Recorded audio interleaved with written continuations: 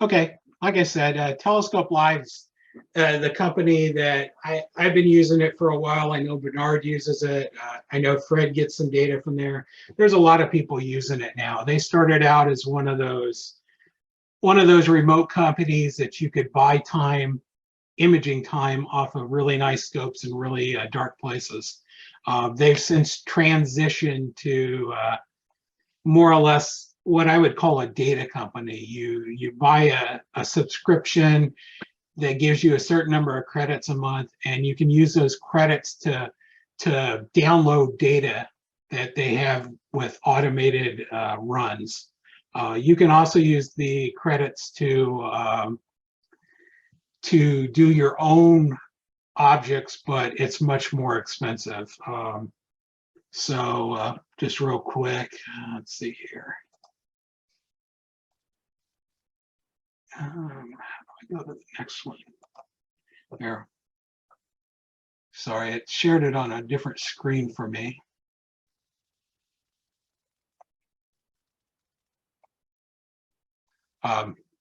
Their data is really good. There's so many APOD pictures now that are, and pictures in magazines that are coming out of the data. It's kind of one of the downsides of it is there's so many people using it that you're seeing a lot of the same data for different pictures. But like I said, it's amazing data taken with really, really nice setups under pristine skies.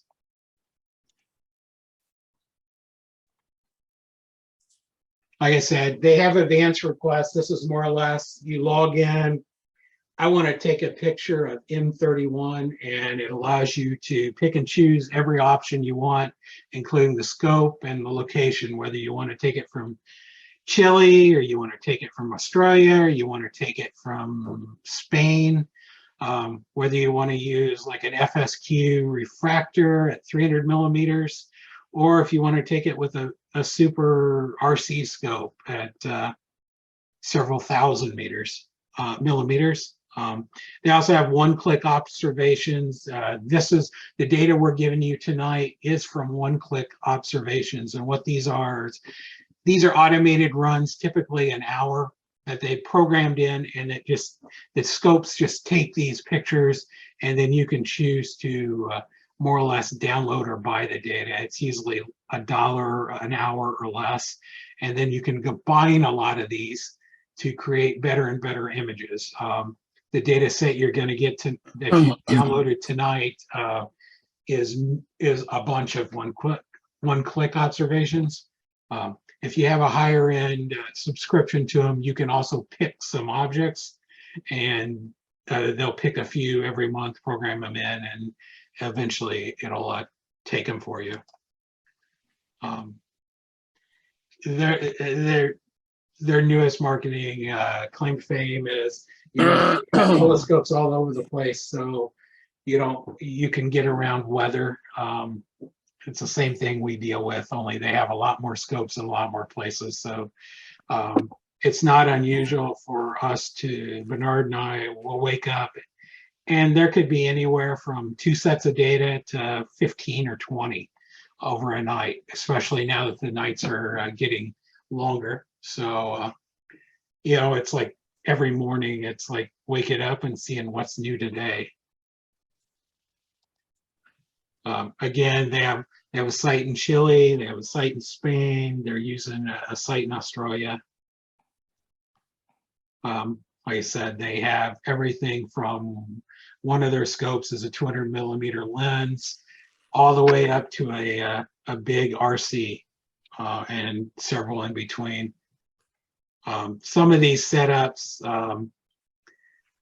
easily over $100,000 worth of equipment. So there's some really good equipment that can be used.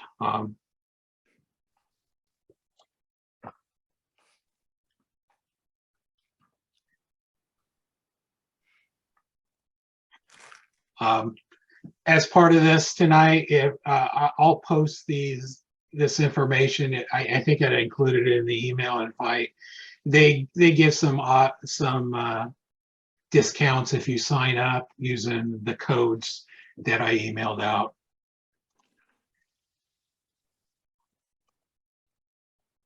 Okay.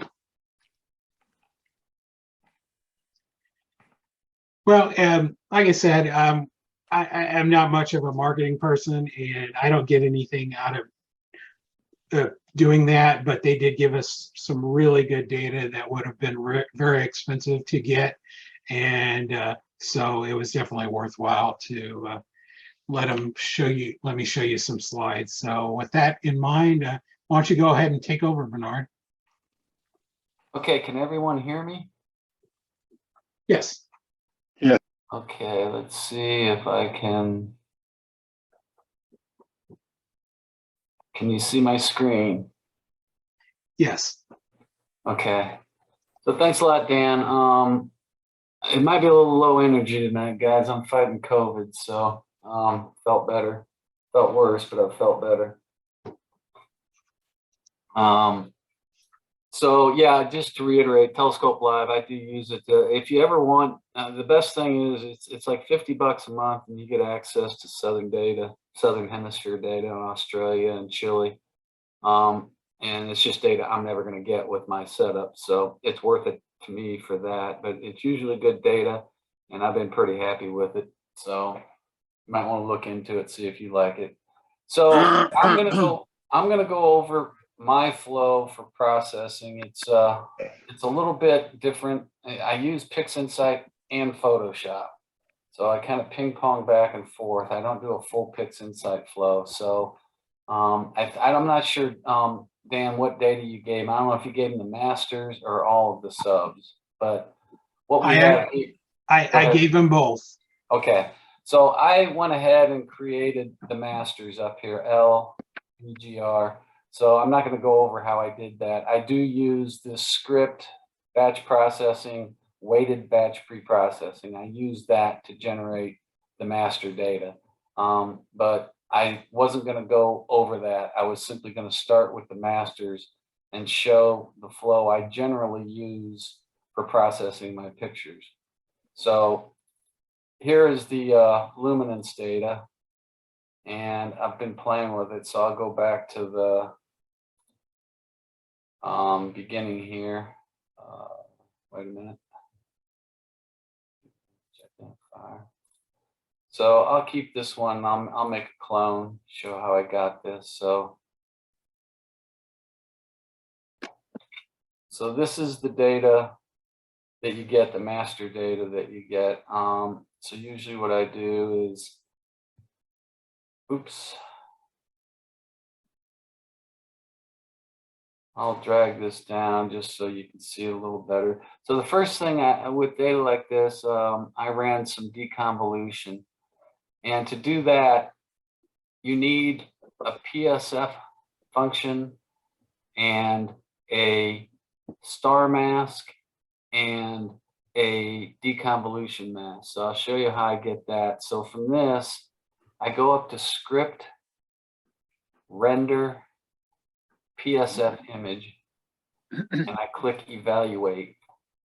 And it's going to look at all the stars in this picture, and it's going to come up with a point spread function for that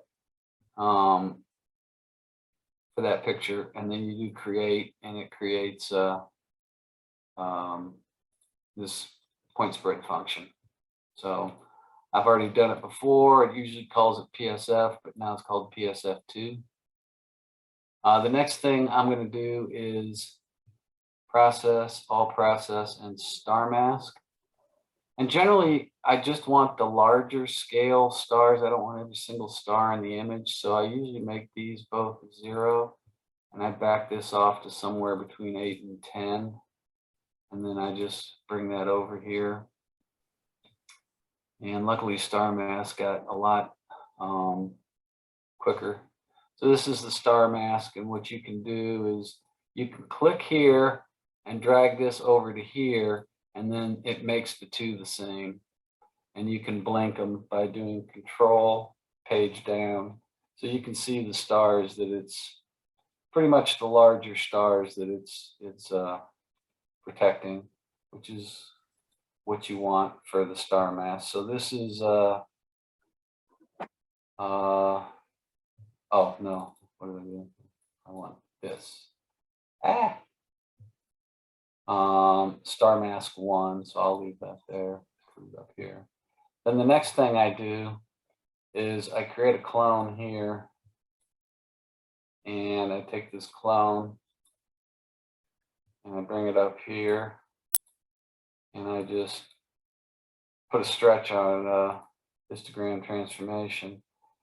Then I come over here to this preview, and I just drag this slider down, because what you want to work on the galaxy and the stars, but not the background. So I create a mask. That's the preview, and then you apply that, and now I have a mask. I'll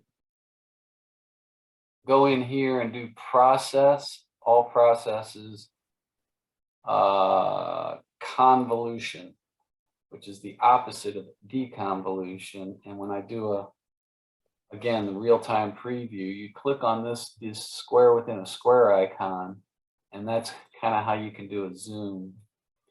And then you can zoom in, and you can play around. You can drag this slider over just until you get enough. You want to blur the image. It's kind of like it's a mask, so you don't want hard edges.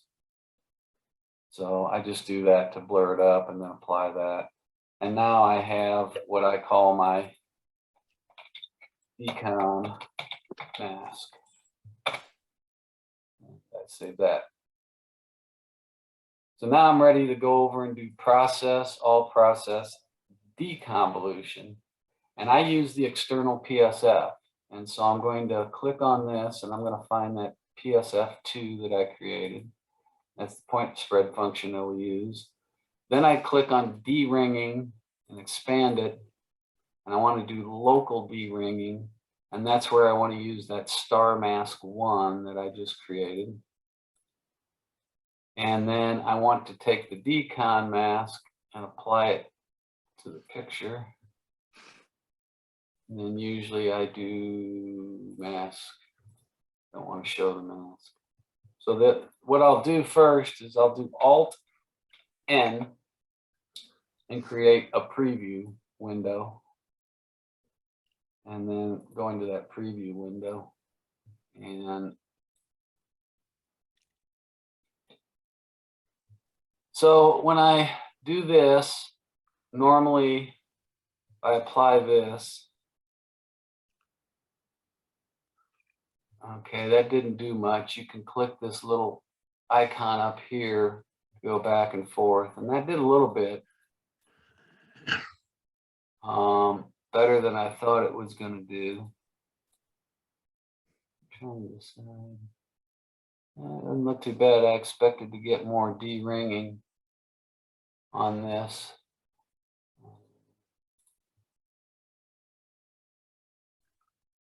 But usually I find that 0.01 in the global dark works, and if you need a global light, 0.0001, and then I apply that. That's too much. You can see the dark ringing. So I have this to 2.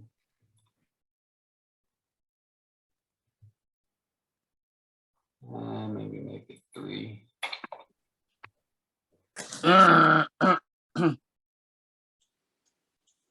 Yeah, so I don't know if that's coming through to you guys. Can you see it tighten that up? Is that coming through? That's the before and that's after. And so when I get one I like, where I don't have ringing artifacts there, I come over to the whole picture and then I'll apply that. And I usually do about iterations of 10. I usually find that to be enough.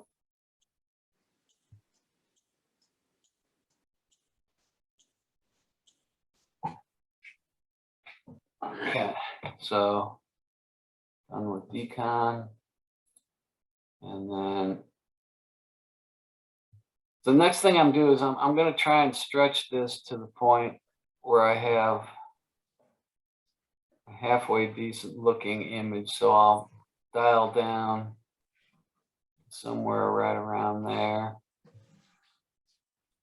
Because what I want to do is bring that up here and stretch the image to do a histogram transformation. So, oh, let me go back. I forgot to remove mask. So now I come up here and apply. And then to get rid of this mess, you click on this down here, and then this. So that's your, ooh, what am I doing? Got to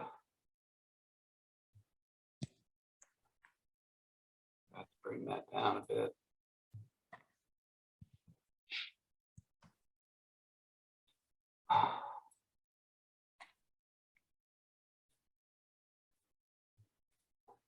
So that's the image there. Now, the next thing I'm going to do is I use this process from Russ Croman called Noise Exterminator. So he's got 3 tools I find fantastic: Noise Exterminator, Star Shrink, and Star Exterminator. And we're going to use all 3 of them tonight. So I'll go to Star Exterminator or Noise Exterminator, and I just apply that to the image. And like I said, it's the best noise remover I've ever used. It just makes things silky smooth. It doesn't tend to hurt the object. I mean, it doesn't over smooth the object, but does a great job on the background. And then I've got quite a bit here, so I'll bring this down, apply that, and that is my master luminance. So this is what I'm going to use. So I will take this and save as.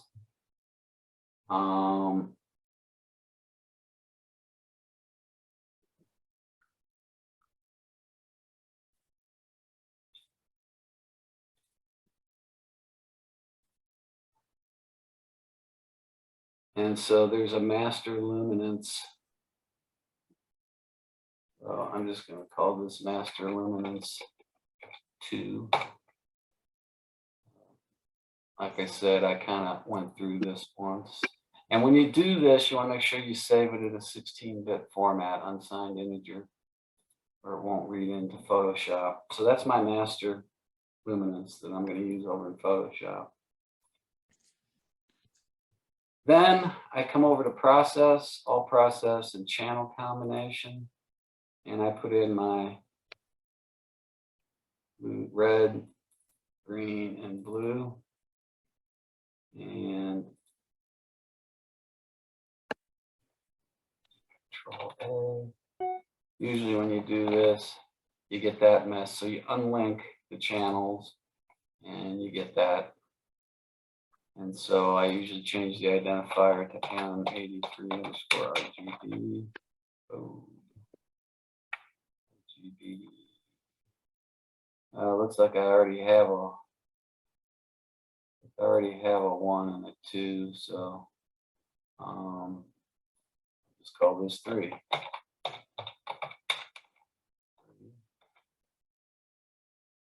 So the first thing I'm going to do with this is this DBE, dynamic background extraction. And usually what I do is I come to the generation and I like large samples of about 50. And then I generate and kind of move any of these away that are a little too close to the galaxy. And then click the checkbox. And then this gives you a look at the model. Now you can come up here and click this little thing. It's got 24 in it, and it does a 24-bit, and that's kind of the background that it saw. And then you can quit out of this. And here I like to link the channels, and then, ooh, okay, so still Can't link those channels yet. So anyway, that's the DBE. It smoothed out the background, as you can see here. And so the next thing I'm going to do is go to Process, All Process, Photometric Color Calibration.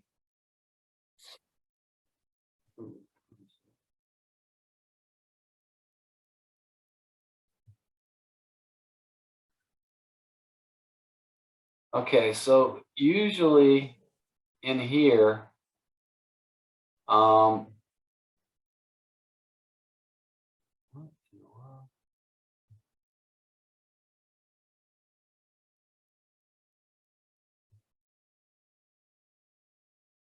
man, I updated and they changed this thing on me. Let me see what in the world they did. Yeah, that changed today. Oh, brother.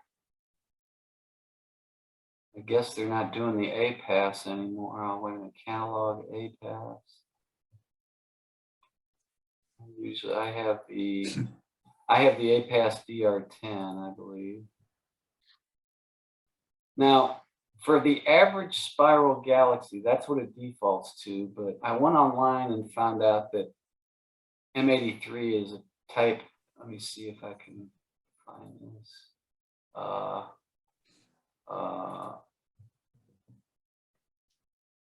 Where is it? I hate it when I get this. Are you guys still on there? Can you see me? Yeah, your screen's not shared anymore. Yeah, so I went on to Wikipedia and found out that this is a type SAB parentheses S parentheses C.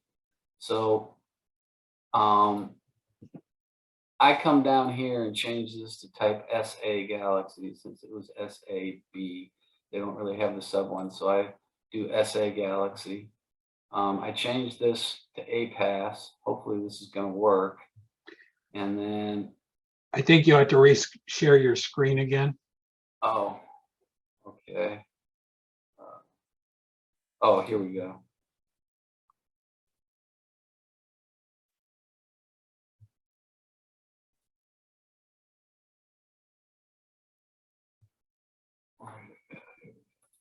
Can you see that? Yeah, it's back now. So again, I made this the SA Galaxy rather than the average spiral galaxy, since this is a type SA Galaxy. Usually I'll come in here and do Alt N and create a little preview. And then region of interest for the background, I do from preview. And this is RGB3 preview and click OK. And then let's see what happens when I do this. I can't believe they, oh, Jesus. Oh, no astrometric solution, so I have to go to script. Image analysis, image solver. That's what I get for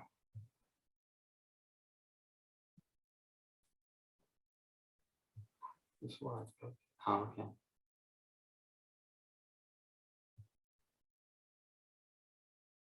Oh, jeez, you gotta be kidding me. That solved it.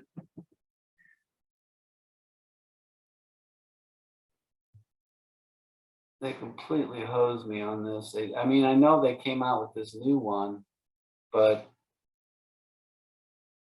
I didn't realize that they were going to own me on that.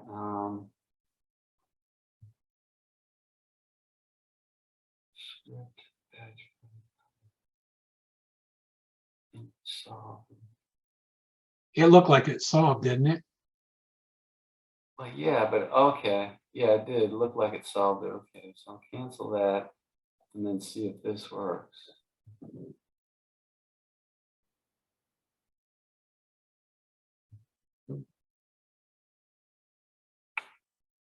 Okay, well, it certainly runs a hell of a lot faster. So there's my color corrected. And so the same thing here, I will come into here and I will back this off quite a bit.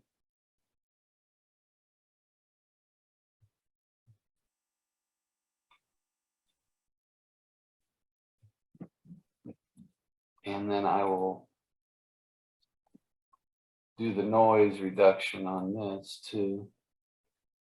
And again, I found this thing to be so good, I don't even need a noise max. Usually you mask out the galaxy, you don't want it working on that, but this thing really doesn't over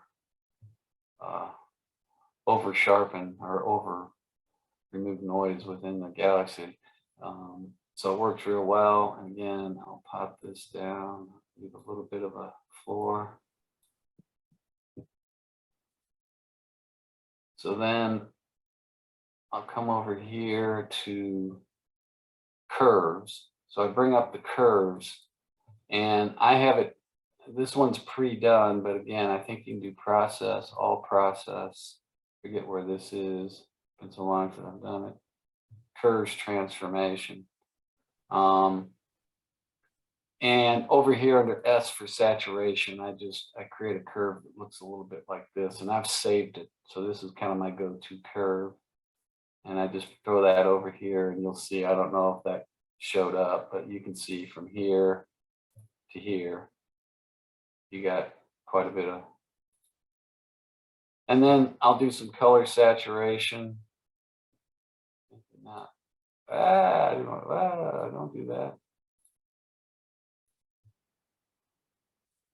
Color saturation, I'll try that.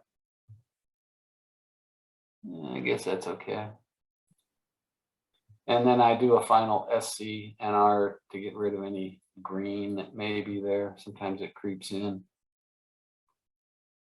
And I'll call that good, and that's my RGB. So I'll do File, Save As, RGB3, TIFF. Make sure it's 16-bit. Be a little confusing. I need to remember I need L2 and RGB3. So now I've got my two masters, and I'm almost done here in PixInsight, but I'll come over here to Photoshop. Let me open it up first. Again, I'm going to have to get back in here.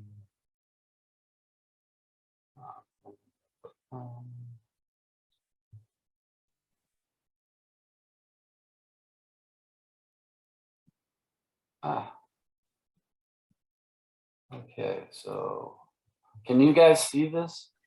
We're still looking at your PixInsight screen. Yeah, I'm trying to figure out how to get back to I think you've got to stop share and then share again and pick the other one. yeah, okay.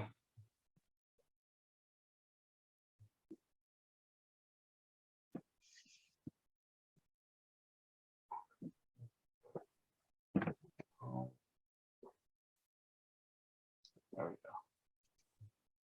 go. Okay, so now can you see Photoshop? Yes. Okay. So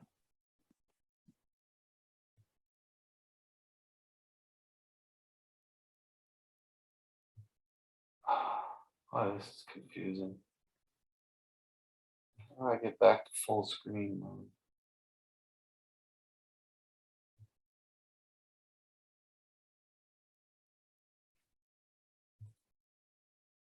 Start choose.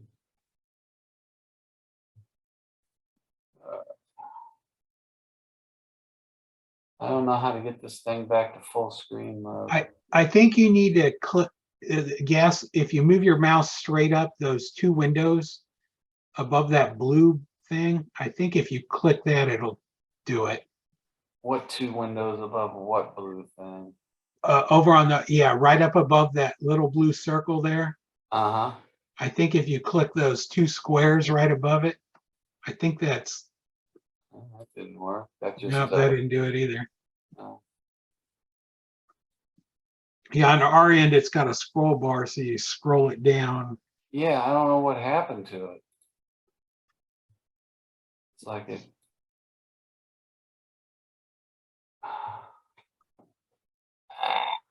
You could also hit the up caret next to hide suggestions, and it might give you more real estate. I'm getting nothing, Dan. I mean, I literally am getting nothing. I have no.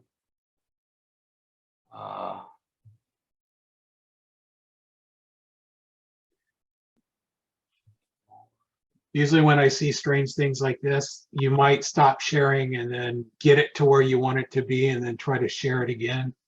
Yeah. Hey Bernard, this is Lonnie. Try to Okay, here we go. Full screen, I muted. share screen, click the Photoshop and share. Did that work? Are you guys seeing my Photoshop? Yeah, we're still seeing the same screen you had before with the home and the suggestions and recent images. Okay, well, file, open. Let's go to.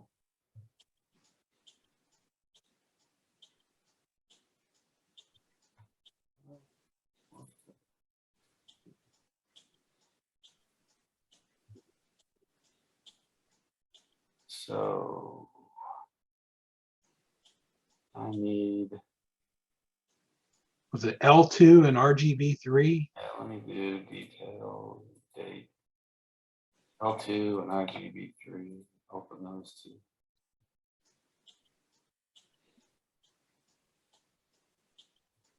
So again, I do Control L and I got enough to work with there.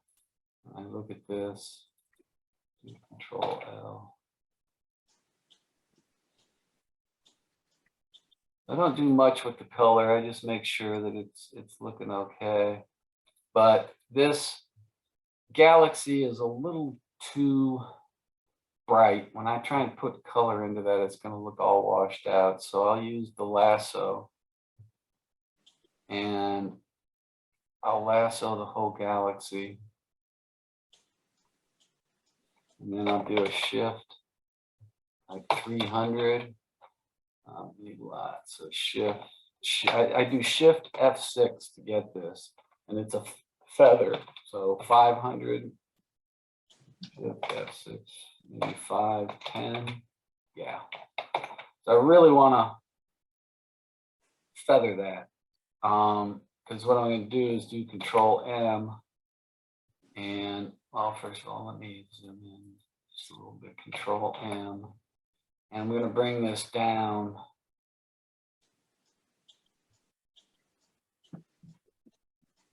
Click OK, and then another Control M.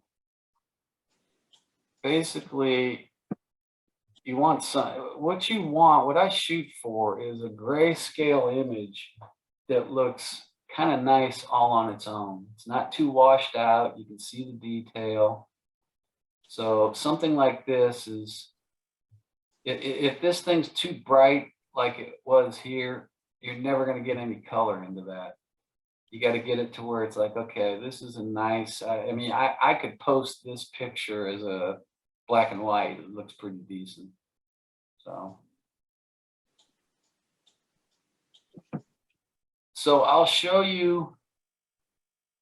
Sometimes I do this next step. Sometimes I don't. Just depending on the data. But what I do is I make 3 copies of the data and I uncheck the bottom eyeball here so that this one's hidden. And I come up to the top one and I do filter, other, high pass. And I usually do about 25. Oh, cancel. Control D. I didn't deselect the mask that I had on. So I do filter, other, high pass. And I somewhere around 25. I mean, you can play with it. That's where I start. You can go up and down. You know, you can try less, you can try more. But I usually find 25 is a good start point. Click OK. And then I change this from normal to soft light. And then I go down to the next one and do the same thing, filter, other, high pass. And I do about 5 pixels here. So I do one at like 25 and one at 5. I might even go a little bit lower on this one to 4 or 3. I'll do 3, click OK, and again, make it soft light. Then I come up to here because doing that kind of bloats your stars. So I do a select color range, highlights, and I make my fuzziness 30 and my range 190 and click OK. And then I do select, modify, expand, and I do about 6 pixels. And then I do shift F6 or select, modify, feather, and I do about half of that. So if I did 6, I'll feather 3. Then I come up to here and click on this top one and do edit, cut. Or you can go to the next one and do select, reselect, and it reselects that same selection. And you can do that cut with Control X. And then I'll do layer, merge, visible. And so it still leaves this bottom one. I turn this back on. Now you can blink and see what that did. Okay. Can you guys see the difference between the two? Yes. Okay. Now, again, you can play with this. You go down to 0 and you can just pot this up until you get something that you like. And so I'm going to call that good. So about 70%. I didn't do full, all of it. A little bit less, somewhere, 50, 60%, something like that. Whatever looks good to you. There's no right answer here. It's, basically to taste. And then what I'll do, oh, sorry guys. That's I'm imaging tonight, and that's the noise coming over from that. So what I'll do here is Alt, hold down the Alt key, and then hold down this little camera looking thing, and I'll hide everything. I'll get my paintbrush, and I'll make sure that the color is white. And then to make this smaller and larger, you use the open bracket key, makes it smaller, and the closed bracket key makes it bigger. So you want it fairly big, because what I'm going to do is just paint the galaxy. I don't necessarily want to affect everything in the image, just the galaxy with what I did. Then hold down the Alt key and click in the mask, and that looks pretty good. It's feathered, so everything looks good. And I'll do layer, flatten image. Now, Bernard, when you did that, wouldn't that have nullified all of the manipulations you did to change the stars? Because you were just using the more or less the galaxy data? Yeah, because that high pass filter I did tends to kind of over bloat the stars and over sharpen them. And so I don't want what that filter did to the stars. I'm really only interested in what it does to the galaxy. I guess what I was saying is that I guess it fixed the stars inside the galaxy, but by doing that layer mask, you weren't going to use those outside stars anyway. No, so I did the cut, okay, average, and then I add layer mask, brush tool, and I flatten the image, okay? So. Oh, I thought you were still painting on top of, you were doing the layer mask on top of the original image before you did the. I did, this is where I merged the visible, then I did the Okay, opacity I change. missed that, sorry. And then I did everything on the whole image. Then I added a layer mask. Okay. And then I used the brush tool to just bring back the galaxy and leave everything else alone. Right? So again, I did everything. I did the merge visible, and I changed my master opacity down to 60. And if you blink these two, you can see what I did to the galaxy. I sharpened it up some, right? But I sharpened up everything dear. else in the image. I sharpened up all the other stars in the image. So I add a layer mask that blocks everything out. And then I use the brush tool to just unmask the galaxy only. Yeah, I get what you're saying. All I'm saying is that the original background down there has the original stars in it. Yeah, And that's fine. so That's I fine. don't think you really had to do all of the cut and all that stuff to the stars since you didn't use them.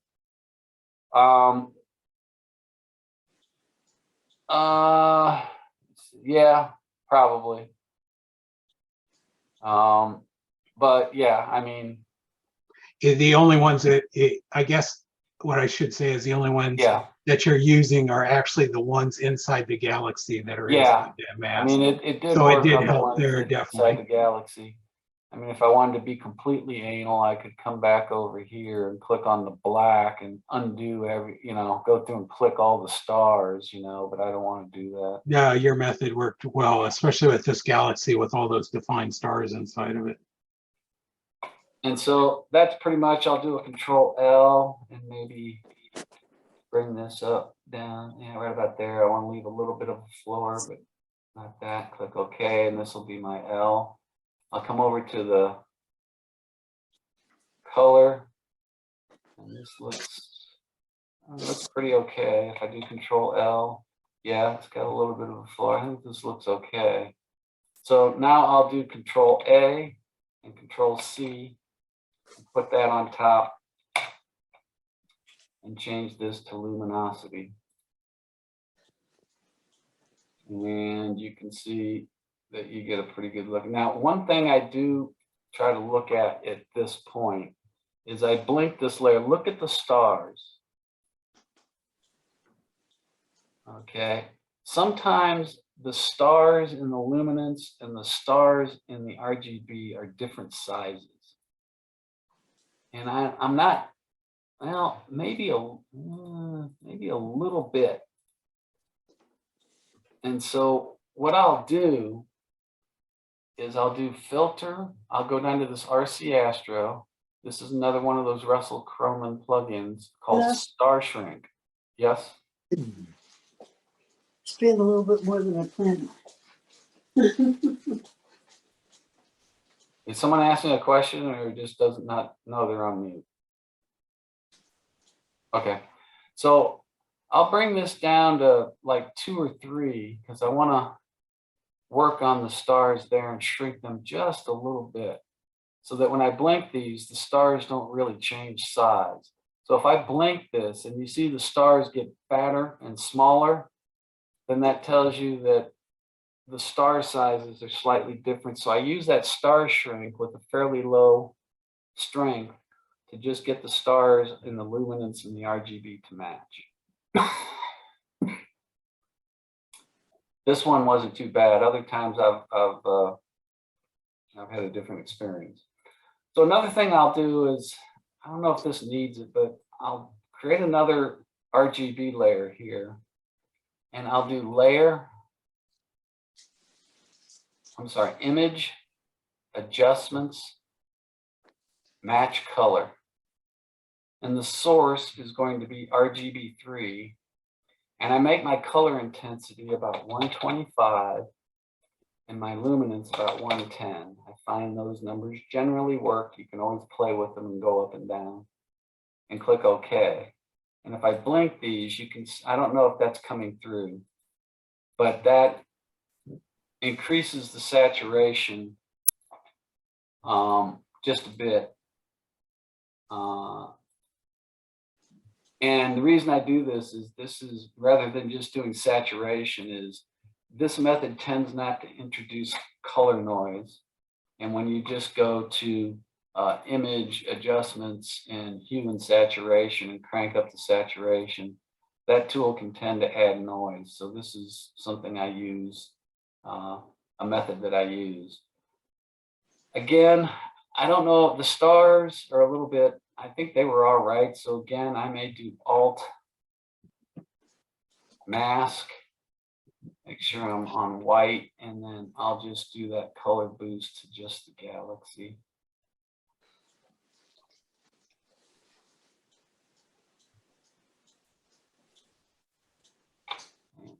Yeah, that looks good.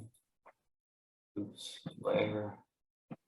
Merge down. So what I do is merge down.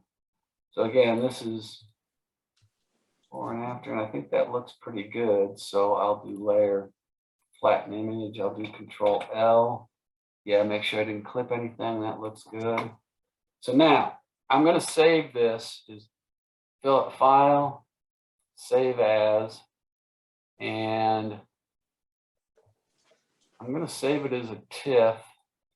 And AIM83, I usually put TL for Telescope Live if it's Telescope Live data.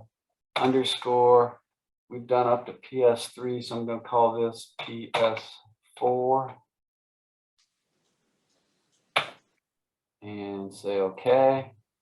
And then I'm going to save it as Photoshop also. And then finally, I'm going to do a file, save as, oh no, not now. So I've now got these images, and I'm going to use the final Russ Croman plugin. You can use, what is it, Telnet 3 or whatever, but I'm going to remove the stars. So I'm going to do Filter, RC Astro, Star Exterminator, and click OK. Now the downside to this is that this thing takes a long time to run. On this picture, it's not too bad. I'm going to do File, Open. I'm going to open that.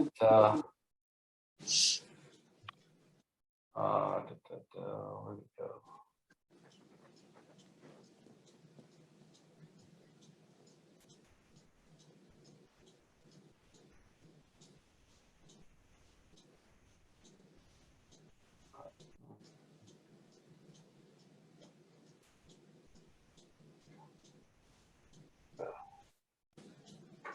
Oh, PS4. I'm going to open this up, and I'm going to, that same plugin in Photoshop, he's got a plugin. So when you buy the one plugin, you get one for PixInsight and one for Photoshop. The reason I come back over to PixInsight is when I go to Process, Processes. Yeah, we're still looking at your. Oh crap! That's right. Sorry. Damn it. Yeah. No, I stop sharing. Share screen. I got to go back to here and share. So I can't. Can you see that now? Yes. So I read in that PS4 TIFF file that I saved. Okay. And then I'm going to do Process, All Processes, Star Exterminator. Now, over here, there's Generate Star Image and Unscreened Stars. This is going to remove the stars, but you're going to get two pictures, the starless image and then the stars. So it creates two images, one that's just the galaxy and one that's just the stars. And this unscreened stars, the star image it creates works really well when you take it back to Photoshop and blend it in screen mode. And I'll show you that later.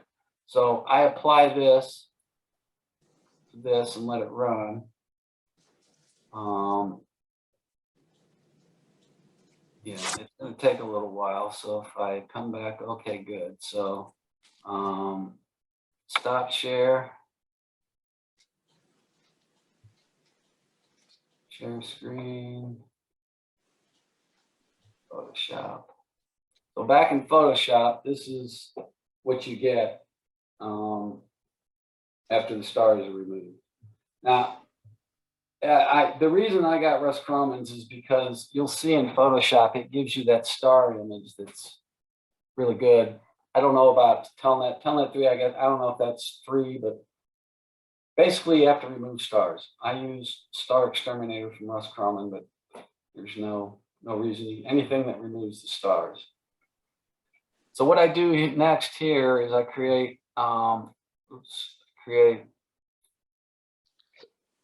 a duplicate here, and then I come over Filter, camera raw filter.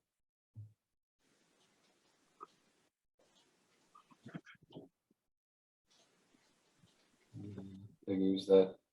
There we go.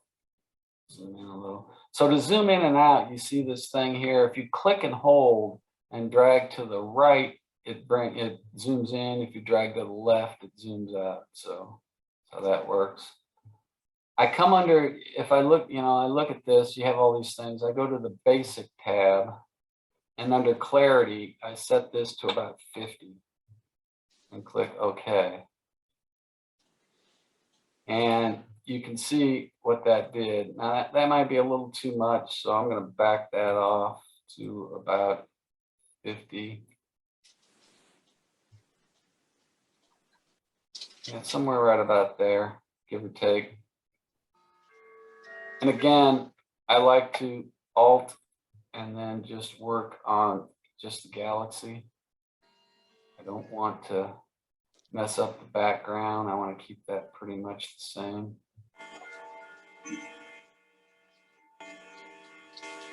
Playing music. And then I'll do layer flatten that image.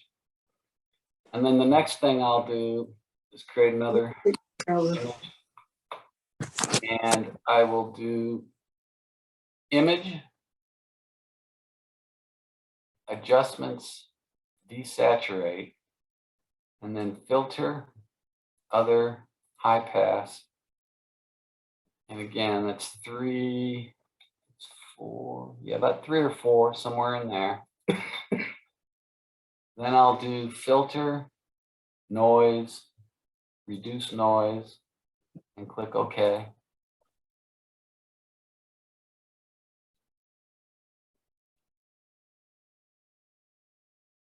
And I'll change the blending mode to linear light. So as you can see, that sharpens the heck out of it. A little too much. So I usually find somewhere around 30. Gives you a nice sharp image. Can you guys see that? Is that coming through? Yeah. As I blink? Can you, that's the before and that's after. Can you see it, how it brings out the detail? I'll take that as a yes or. Yeah, it's just barely changing on our end, but Yeah, trust me, it changes noticeably on my end. I mean, I guess before I did the blending change. Can you see that? Yes. yeah, I definitely see that. Yeah, and that's just too much. So I back off to around 30. Give or take 20 to 30 is usually good, but it just depends on what you like. And again, Alt, and I will just do the galaxy. I don't want to sharpen the whole background. I might also put some sharpening on some of those galaxies. But then I'll do layer, flatten image, and then sometimes here I'll zoom in real far. Yeah, no, there's really no noise because I use the mask, so that's not going to be a problem. I'm not going to need to do any noise. So I've done that. Another thing I might do is go to filter camera raw again and go down to mixer, color mixer, and click on saturation. And when I zoom in here, if I click on this little thing here, now when I put the cursor like right here, if I click and hold and drag, it's going to increase the saturation of that color.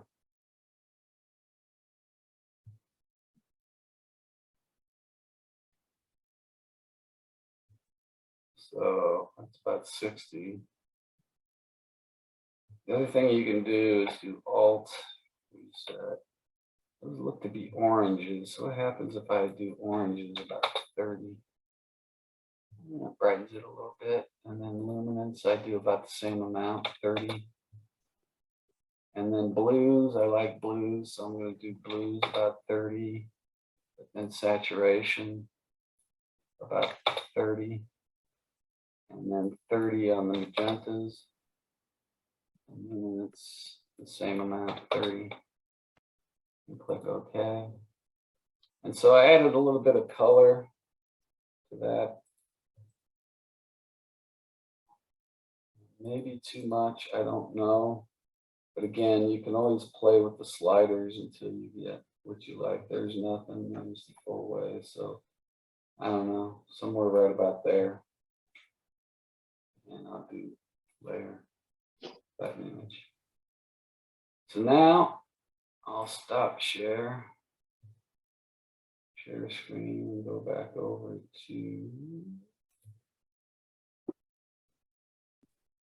So there's the star image, which is what I wanted.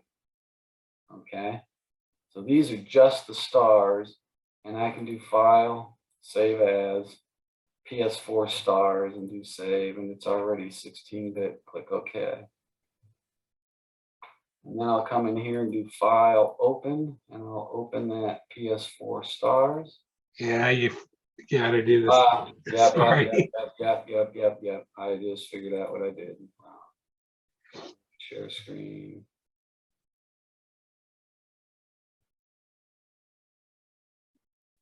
So I came back into Photoshop and I opened up that star image that I just saved. And so I do a Control A, Control C. Oops. Control A, Control C. Come back over to this and do Control V. And then I change this from normal to screen. And then I layer, flatten image.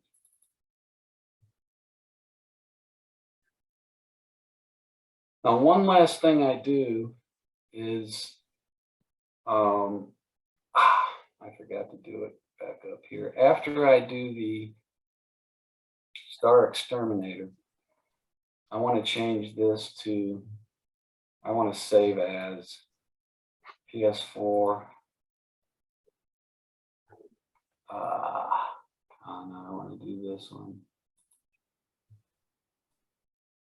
I want to get this image here. I want to do file, save as, PS4. I'm going to call it before star X. Okay. Just save it, do this file, save as PS4. So now I'm going to open up that before. Because the reason I want to do that is I want to do Control A, Control C, and I want to do Control V. And what I want to do is blink, because sometimes what that star will do is it will remove some of the smaller galaxies. This isn't too bad. I'm not really seeing it too much.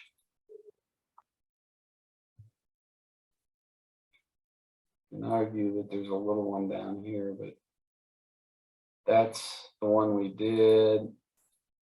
Yeah, there's a little one here. So again, you can do Alt, mask, brush.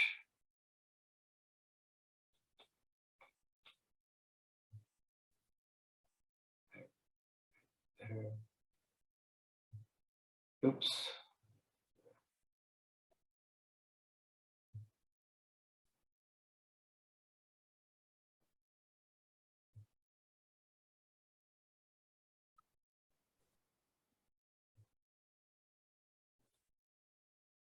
So right there, I'll just put a little white and bring it back.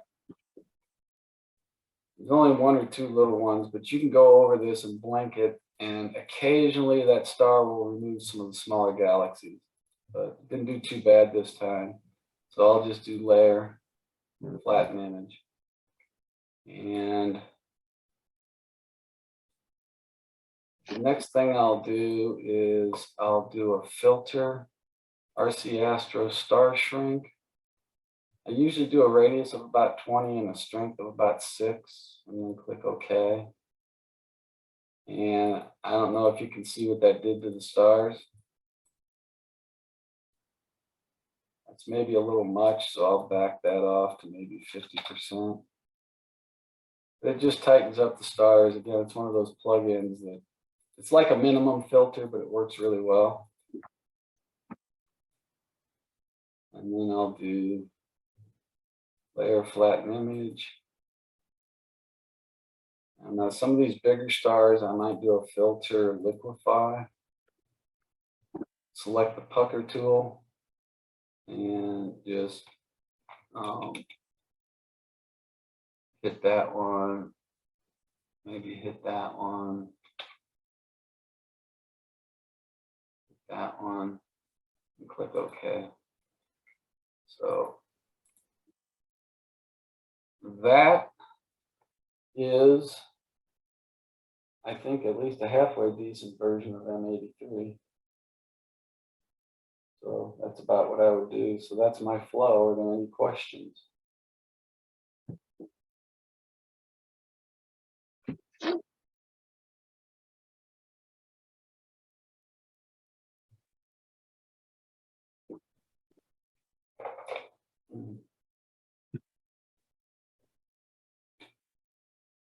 Dan, you there? Yeah, I'm just looking at it. I think everybody's stunned in amazement. I just wanted to say that at some point in the sharpening process, it took on a, like, this three-dimensional quality that I really like. I don't know about everybody else, but it looks like it's jumping out of my screen, and I think that's just amazing to see. Yeah, I mean that sharpening thing I've found works wonders. Sharpens it, and then you can use the slider to dial in just as much sharpening as you want. Again, I will zoom in here. I'm not really seeing any noise. I mean, I don't know if you can see that, but that just looks like velvet to me. Ooh, look at that galaxy on the right. Holy Oops, cow. sorry about that. Where was I? No, back down again. Down, down, down, down. To your left. Yeah, there you go. Yeah, right there, right there. Yeah. The galaxy's right there. Damn. Yeah, if you go in this, you're gonna see they're all over the place in this thing. There's one here, there's one here. Yeah. Well, let me see. I wonder if this will Holy work. crap. Down in the bottom right corner, looks like there's a nice little elliptical way, way back in time. Let me try something here. Man. Over in PixInsight, let me look at RGB3. This is only the RGB, but if oh, wait a minute. I gotta stop this, and I have to share PixInsight. I want to go back over to PixInsight. So get rid of this thing.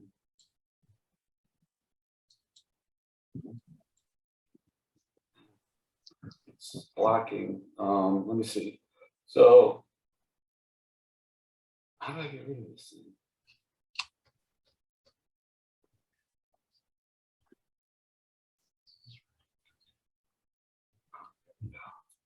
So if I go to script, render, annotate image,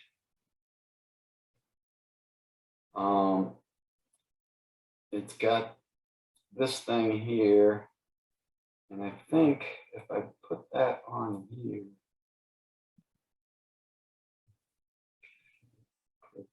okay.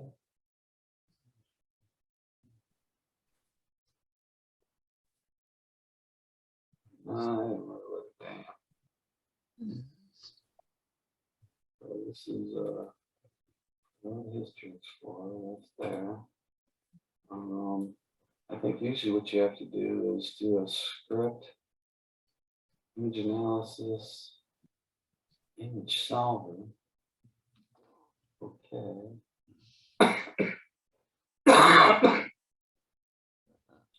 We did that. And then I thought script, render, annotate image.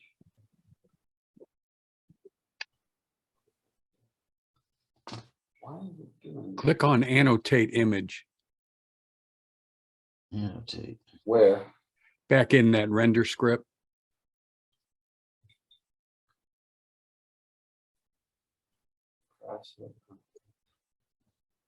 Script, render, oh, annotate image. Annotate image.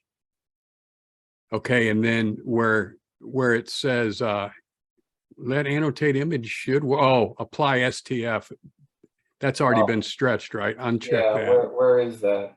Right in general properties. Down, down. Grid, general property. in general properties, yeah, uncheck that. There you go. And then you should just be able to do a preview too. There you go. Oh, that didn't work out very well. Yeah, You you might might- need another catalog. Yeah, you might turn on the PGCs. Yeah, yeah. That'll get a lot more of them. Render, annotate image. Okay, let's see. So where do I get rid of that? Oh yeah, I don't want the grid. I want PGC.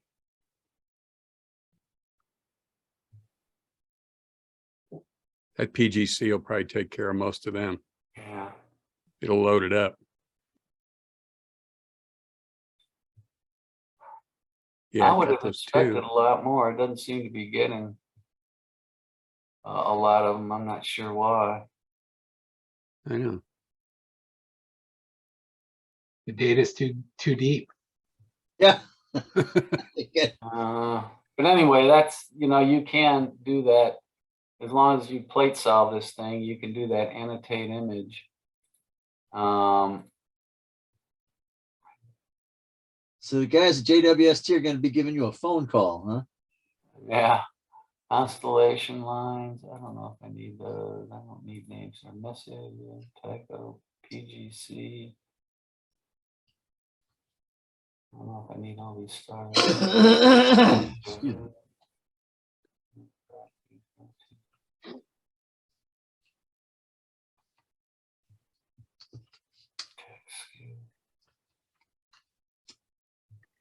Yeah, this is the one thing I wish this script had access to, like pull NED data or something, so you could really Yeah, do everything. I mean, it's really good, and it's probably the best one I know of. But Yeah, some I of mean, the that's a- deeper images, it would be Yeah. nice if you could pull some of the. yeah, I didn't get this one. I don't know why that's not there. But anyway, that's just a way you can see what galaxies, but usually it picks up a hell of a lot more than that. But whatever. So again, that's my basic flow I use. I do it pretty, I mean, this Russ Croman, I mean, you got to spend a little money to get his stuff, but it works. I'm sold on it. Good news is that if you buy more than one thing, he starts giving you a discount for the second and third thing you buy. So, but I just, again, if I do stuff,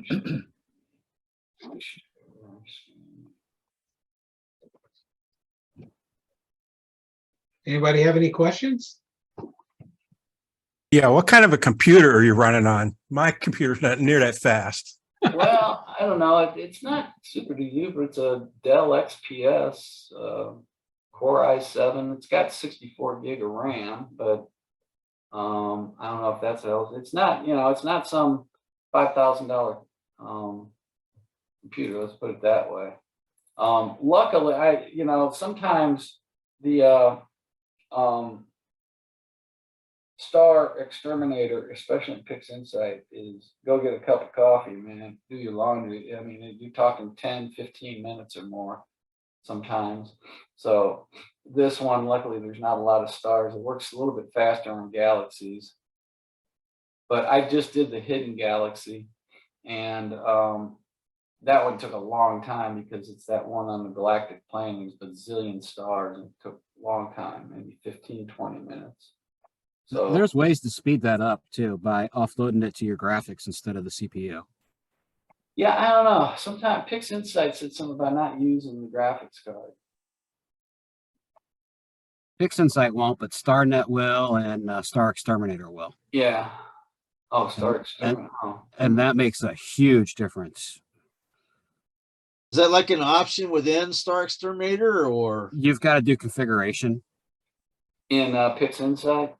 And StarNet, I know you have to, and it's been a while since I've read the directions on Star Exterminator, but I know he supports it. Yeah, but I don't know. There's no, do you know, do you know how to set that up?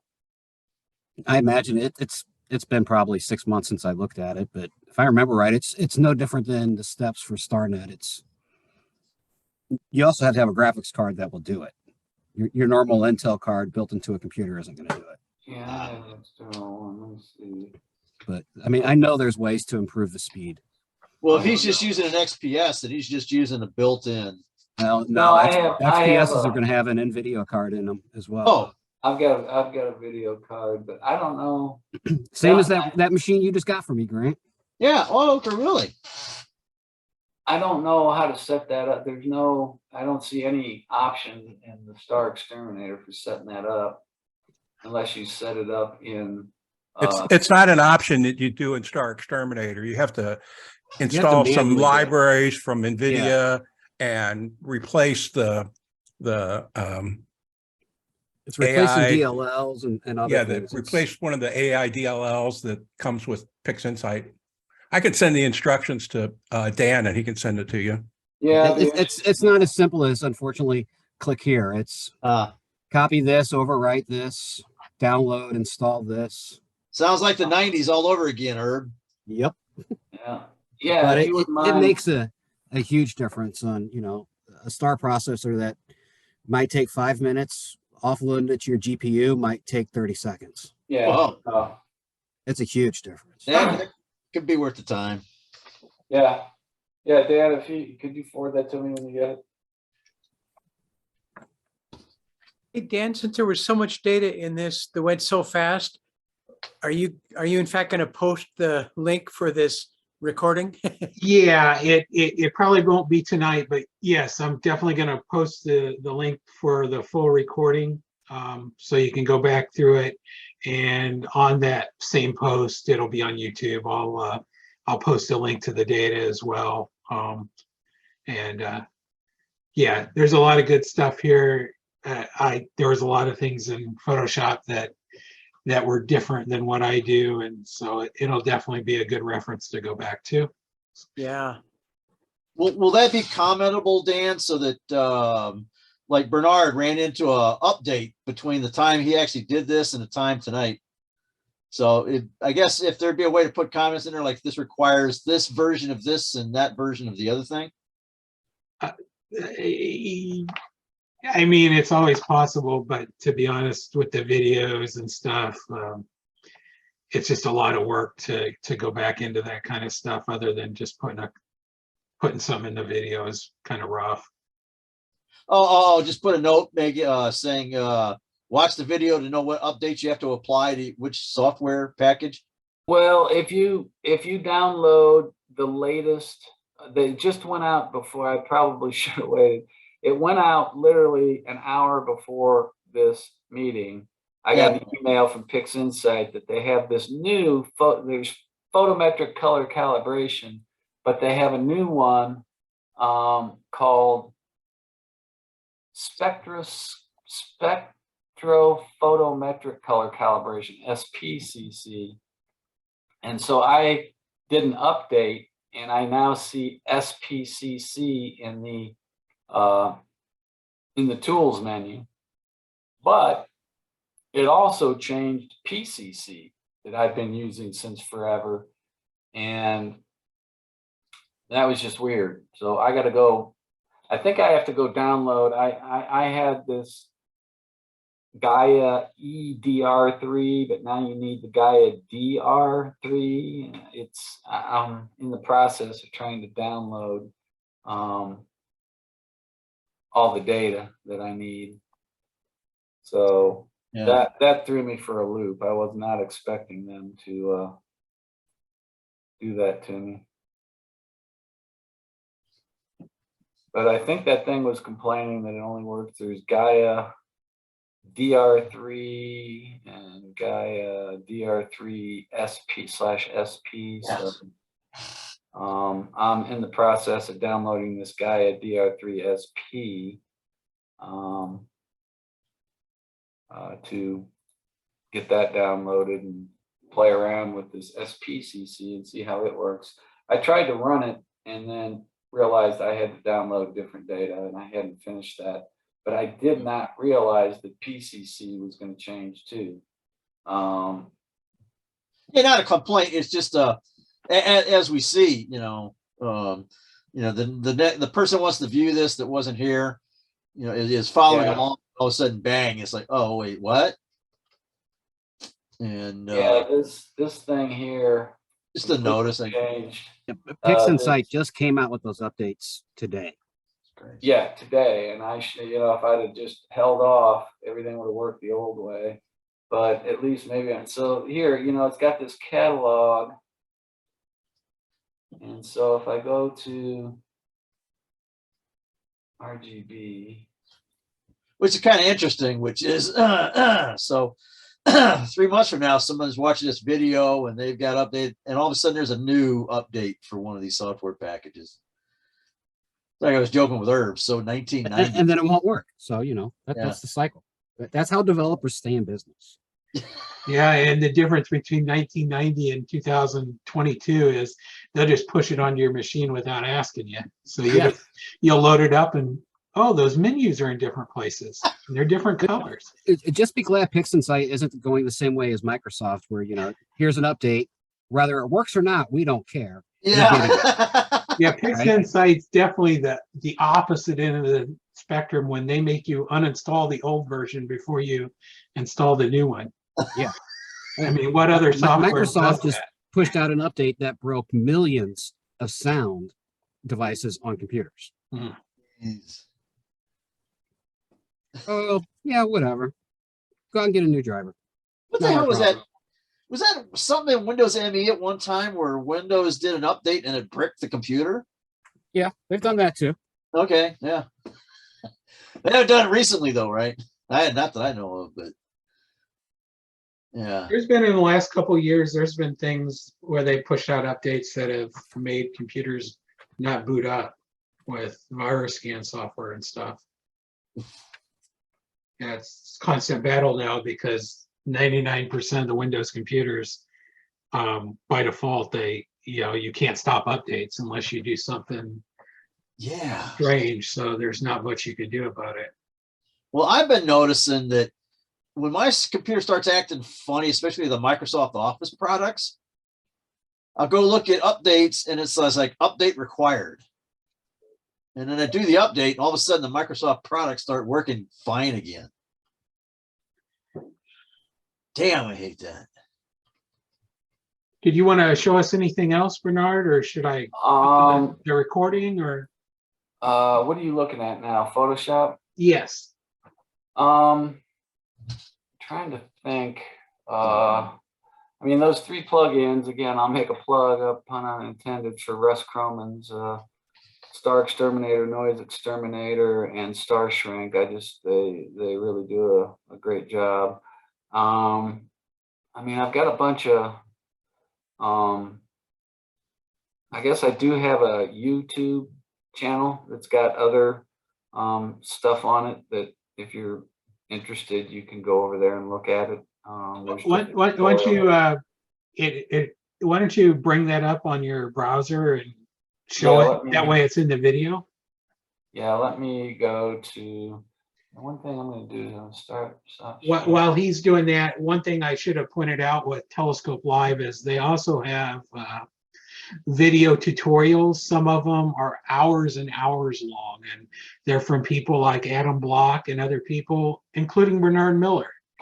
So you can definitely see some of his work there and full-length tutorials that I think you get with basic subscriptions. Can Bernard, Okay. can Bernard post what he thinks is his best effort final processing of that image?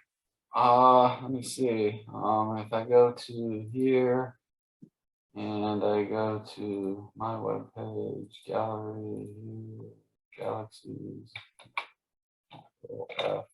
FM83.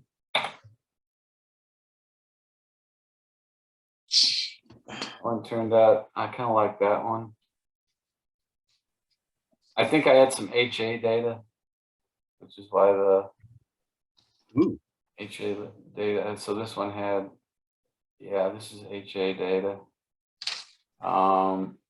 Actually, I'm not sure that one, if it's taken with the No, this is information not. This is not telescope live data. Let me see if I can.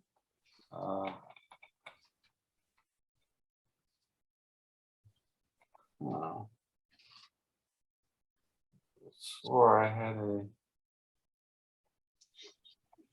I guess not. Well, let me go to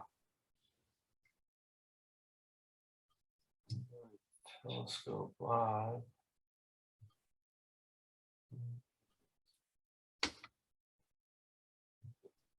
Oh. Telescope live. Go to gallery. My stuff. This is all the stuff I posted on Telescope Live. I could have swore I had a M83 in here. I don't like the way they make you. Wish they'd just put everything all at once, but they don't.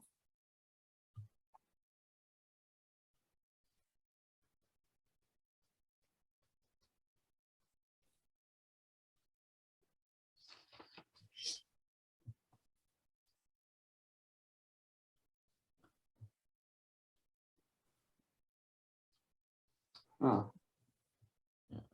The hell is that one? I could swear I did this.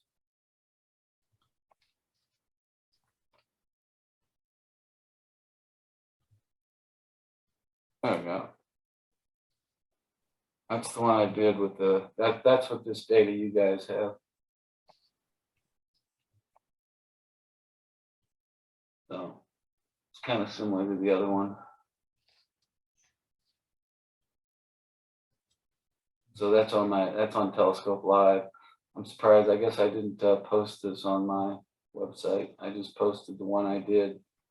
While back, I did a data subscription from Martin Pugh. It's got telescopes all over the world too.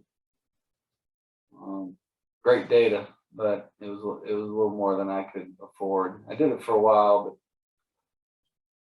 once I retired, I had to cut back expenses. So $50 a month was a lot better than $200 or $300 a month.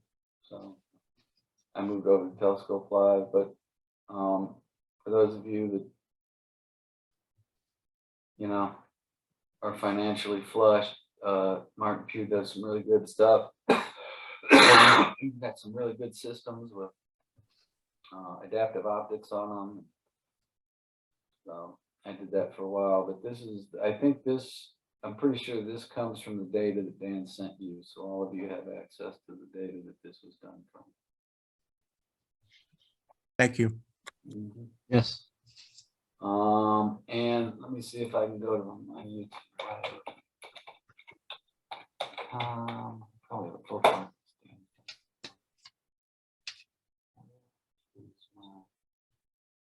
Channel, browse channel. My channel. YouTube's a pain in the rump. I can never remember how to get to my stuff. Your channel. Wrong.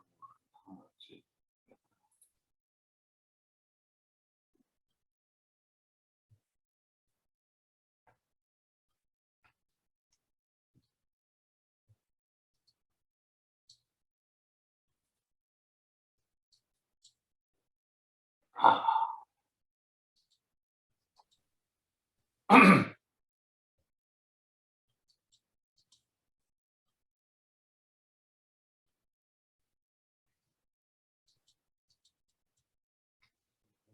now this.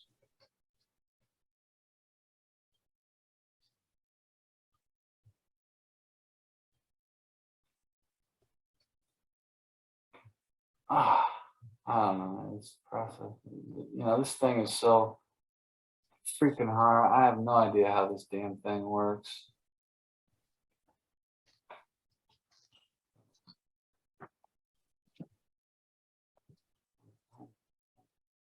Here. Here's this coming in. But now I have no idea how to. Excuse me. Jeez. With you logged into that account, you might try to just go to YouTube now and see if it gives you the correct person. I don't know. I always have to search too. Yeah, yeah. Now I'm back to the other one. You son of a. Damn, Herb, I'm glad I'm. Switch account down below. There we go. Process. Okay. Your channel. Yeah, so here it is.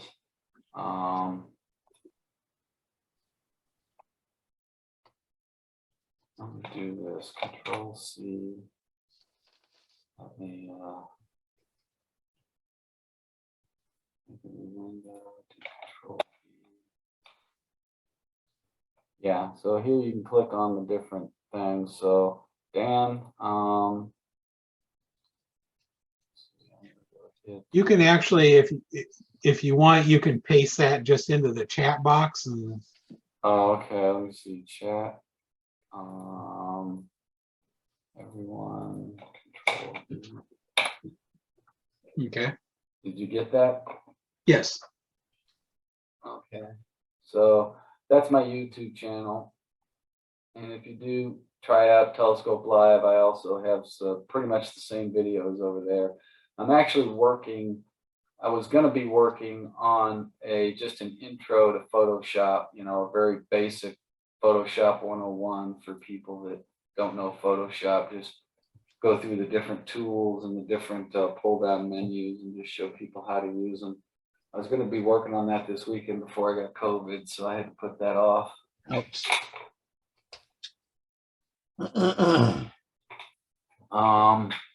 So yeah, that's my YouTube channel. You can I do an entire narrowband image processing. I do an entire complete processing flow for M51.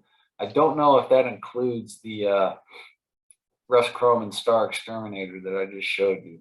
But anyway, there's some stuff there that you might find interesting. You can go through that. That's a full flow. I do an adding RGB stars to narrowband images, global globular cluster processing. I go over some of the plugins I use for Photoshop.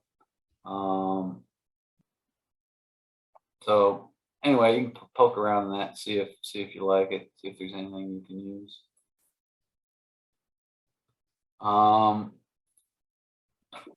That's about all I can think of. Any other questions about stuff? I mean, like I said, Dan said he's going to record it. I went a little bit fast, but figured that you could go rewatch it and stop it and see what I'm clicking on. I tried to tell you what I was doing, like Control or Alt this and Alt that, so you can use those keys. And I also did the pull down menu, so you can kind of walk through what I did in slow motion when you do the playback.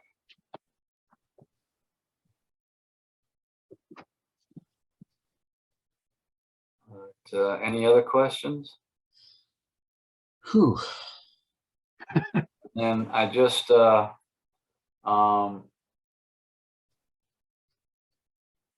that's not what I want. So I just got some new data, and I just finished this one from my telescope, not Telescope Live. So this is NGC 7331 that I just finished a couple days ago, and then yesterday I got a new hidden galaxy IC 342.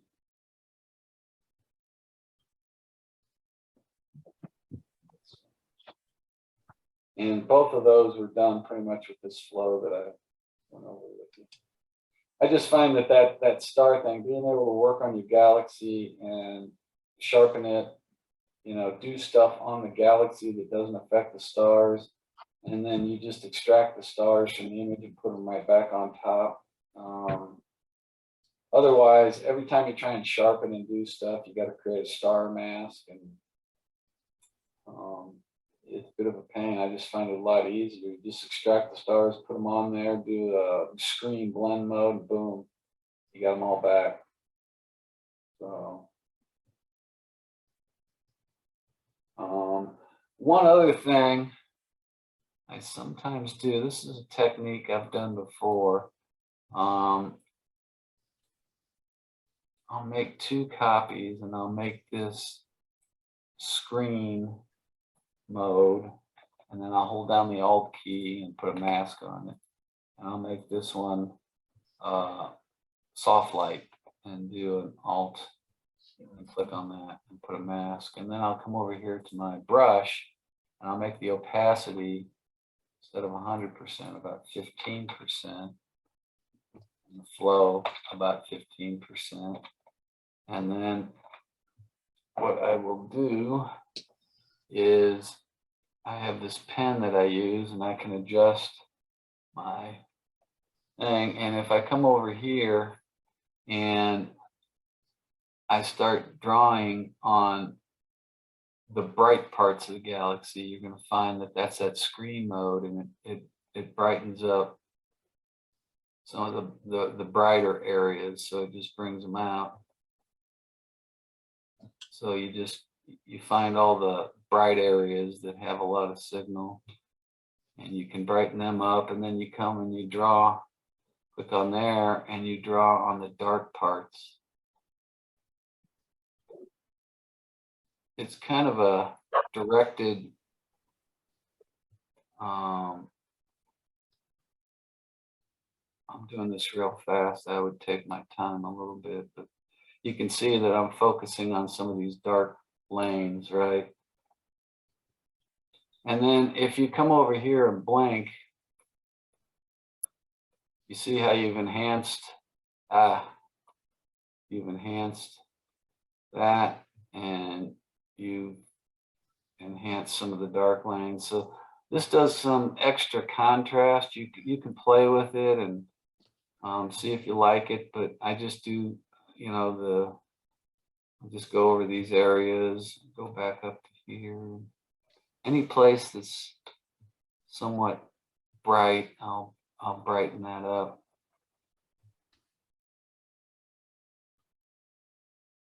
So again, you can get a little creative, and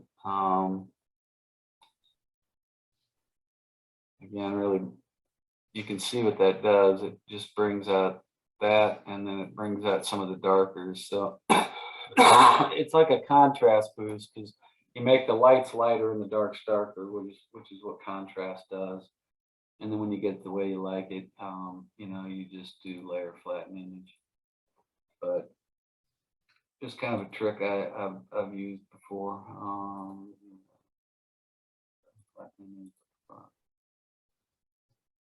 So again, there's what it was, and there's what it is, and you can decide if you like this, but that's another technique you can play with. If you like it.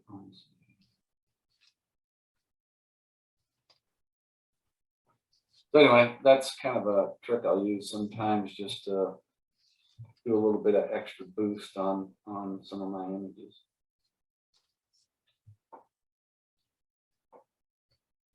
Anything else? Any other questions? Yeah, this is, like I said, this is 12 years of doing this now, almost 13 years. I got first light on my system that I have. At the time, it was a Tech 140. I had a little refractor down in New Mexico that I ran remotely in 2010. And then about 2015 or 16, I got the CDK 17. But yeah, processing, I would say, is about 50%, maybe even a little bit more of the battle. The more you can learn about processing, the more tools you have, the more things you learn by just going on. I just went on to YouTube. I did take Adam Block's class he had and Warren Keller. Those two for PixInsight. And Adam Block did a lot of the Photoshop stuff that I do, but those are the two that kind of taught me when I didn't know anything. And the rest I've just learned through osmosis and stuff I see on YouTube and stuff. But yeah, image processing, you know, you can give this data to 10 different people and get 10 different images based upon how you do the processing. So it's definitely a significant part of the hobby, and I'm always learning.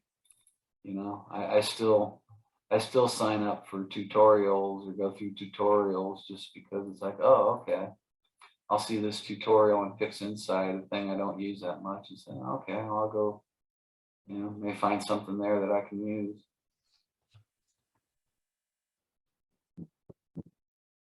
Anywho, that's kind of my flow. That's what I do for most of my pictures. That's it. And yeah, I've gotten, I think, 2 APODs out of the telescope live data. So good data. And actually, let me go over the APOD.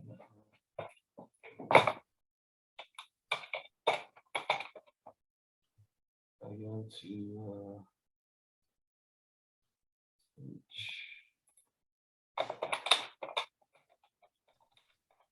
to get that next one, man. So far, I'm up to 9, but this is a telescope live APOD.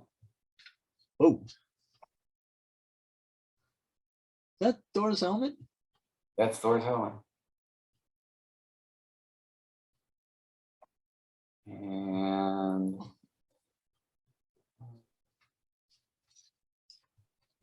I don't think if I have any more. 16. I can't remember if this was. I don't know if that was theirs or not. That may have been a telescope live. You had a globular up above that could possibly be a 47. Oh yeah. It's up higher, I think. Yeah, right there. Which one's this? This is, yeah, this is telescope live. That was the other one. But yeah, I've gotten 2 APODs from telescope live data. This one and Thor's helmet. I'm trying to get that. I'm stuck on 9. I want to get into double digits. I get that double digit going, but so far, not, my last one was back in June, and that was just a Hubble processor. I just took the Hubble data and processed it, and I picked it and put it up there. So.